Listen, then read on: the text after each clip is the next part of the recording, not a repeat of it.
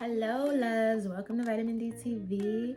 I'm about to talk to you guys about how to make native speakers want to talk to you. Okay, so if you're somebody who is shy or is telling yourself that you're shy or that you just don't like talking to people or you don't like approaching people and starting a new convo, if you find yourself in any of those categories, this video is for you. Okay, if you're a new subscriber, thank you for subscribing. I really appreciate it because I stopped making videos for like 8 months, okay? And those of you who are my old subscribers and you stuck with me through that time, I love you guys so much more for that.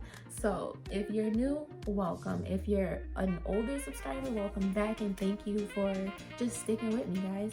So getting right to it, what we're gonna talk about is the first tip, okay? The first tip to make a native speaker want to talk to you, and this is something that I personally do because my level of fluency is up there that I feel like I can do it. The first thing you want to do is to act as a native speaker, okay? Like, for example, if I'm going into a Dominican store, and I say a Dominican store because my favorite Spanish food comes from DR, so shout out to y'all for that.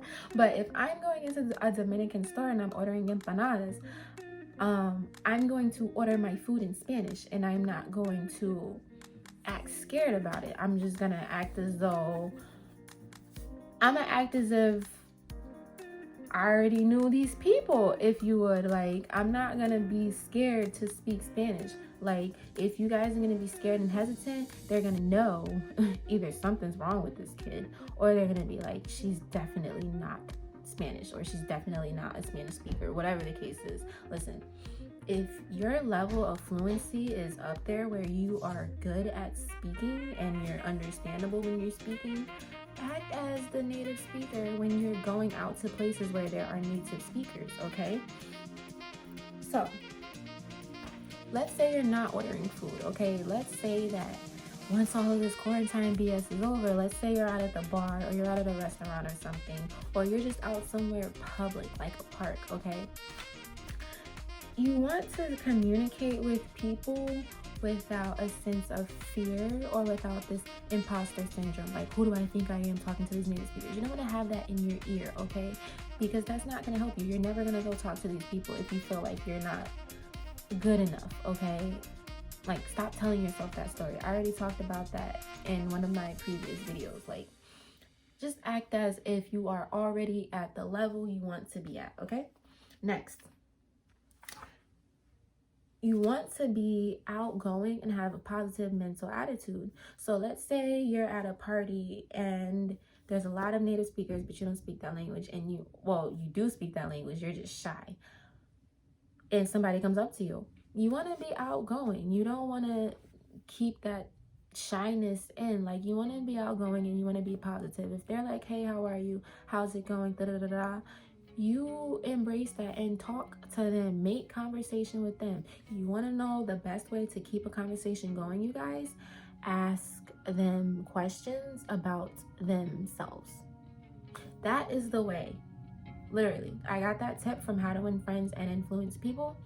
If you want to keep a conversation going, or if you want to have somebody feeling good about talking to you and just have a good vibe off of you, ask them questions about themselves and be prepared to listen more than you speak, okay? That's how you're going to make people even want to talk to you whether they're not a native speaker.